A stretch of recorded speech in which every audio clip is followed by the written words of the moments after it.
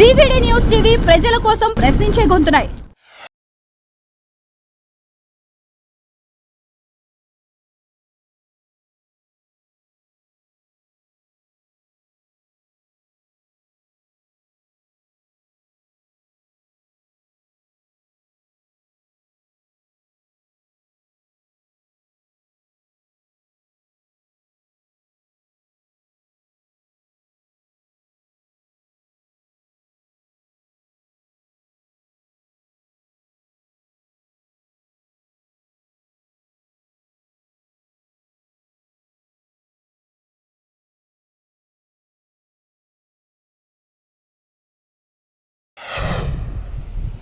కర్నూలు జిల్లాకు చెందిన ఓ రైతుకు పొలంలో విలువైన వజ్రం దొరికింది. ఇటీవల కురిసిన వర్షాలకు వజ్రం బయటపడింది. పొలం పనులు చేస్తుండగా కంటపడిన వజ్రాన్ని రైతు భద్రంగా ఇంటికి తీసుకెళ్లాడు.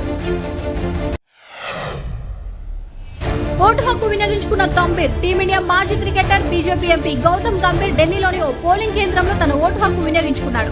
రేపే ఐపీఎల్ ఫైనల్ ఉన్న గంభీర్ చెన్నై నుంచి ఢిల్లీకి కేవలం ఓటేసేందుకు మాత్రమే వెళ్లి తిరిగి ఇవాళ చెన్నైకి చేరుకోనున్నాడు.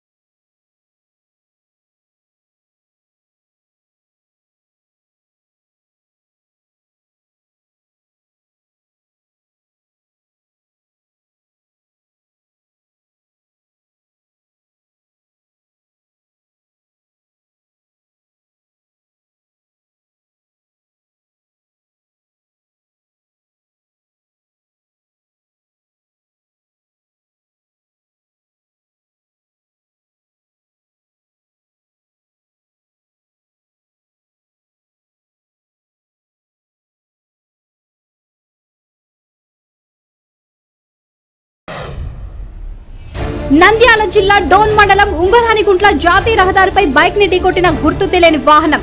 ఘటనలో 3 యువకులు అక్కడికక్కడే మృతి.